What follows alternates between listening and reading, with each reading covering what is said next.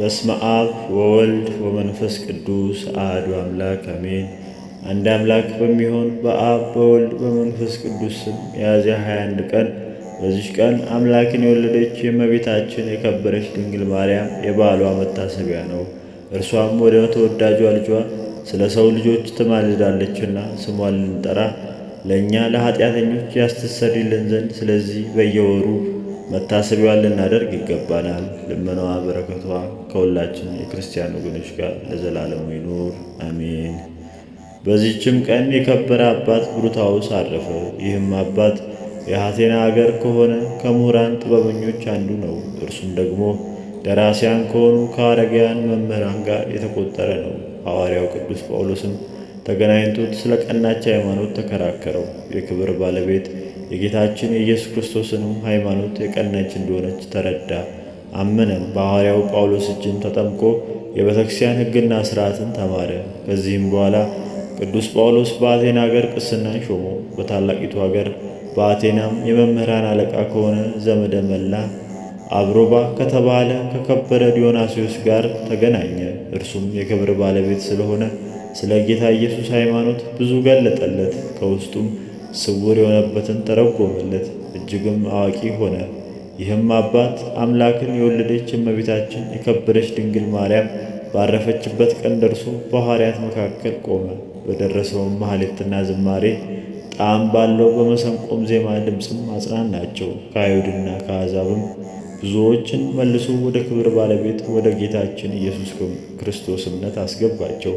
በተሰጠውም ጸጋ ነግዶ ታላቅ ትርፍንም አስገኘ። ሐዋርያትም ኤጲስቆጶስነትን ሊሾሙት በፈለጉ ጊዜ ጌቶቼ ይቅርታ አድርጉልኝ፣ እኔ ለዚህ የከበረ ሹመት አልበቃውም፣ የቅስና አገልግሎትም ልፈጽም አልቻልኩምና ተዉኝ ብሎ ማለዳቸው።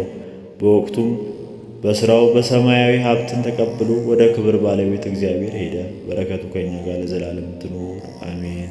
በዚችም ዕለት የከበረ አካርክዮስ የቅርየስና የዮራስ መታሰቢያቸው ነው። በረከታቸው ከእኛ ጋር ለዘላለሙ ይኑር አሜን። በዚችም ቀን በበጎ ምስጢራት አጠራር ያለው የከበረ አባት የሐዋርያትን አምሳል ሃይማኖትንም የሚሰብክ የአባ ዕንባቆም መታሰቢያው ነው። ይህም ቅዱስ በአባ ጴጥሮስ ዘመን ይኸውም የክርስትና ጥምቀትን ያጠመቀውና ያስተማረው ነው። እስከ አባታችን ተክለ ሃይማኖት ገዳም ድረስ እግዚአብሔር ከሩቅ አገር ጠራው። ከዚህም የምንኩስና ልብስን አለበሰው። ከዚህም በኋላ በአባቶቻችን ተክለ ሃይማኖት ወንበር ለመሾም እስከተገባው ድረስ በበጎ ገድልም ሁሉ ሊጋደል ጀመር። ከ11 መምህራን ውስጥም ተቆጥሮ ብዙ መከራና ስደት ድካምን ከተቀበለ በኋላ ወደ ወደደው እግዚአብሔር ሄደ። በረከቱ ከእኛ ጋር ለዘላለሙ ትኑር አሜን። ጌታዬ ሆይ ከብልጽግናቸው ብዛት የተነሳ ብዙ መባ ከገቡልህ ይልቅ የዳይቱን አነስተኛ መባ እንደተቀበልክ ለሁልጊዜ የማገለግሉን አእላፍ መላእክትን እያሳሰብኩ በችግሬ ጊዜ የማቀርብልህን ምስጋና ተቀበል። እናንተም ቅዱሳን ነቢያት፣ የወንጌል ሰባኪያን ሐዋርያት፣ ሰማዕታት፣ ጻድቃን፣ ትጉሃን መላእክት፣ ፍጹማን ደናግናን እንዲሁም ደጋጎች መነኮሳት ሆይ ልጅ አዋቂ ሳይለይ የምንሰበሰብበትን የጉባኤ ቦታ ባርኩ።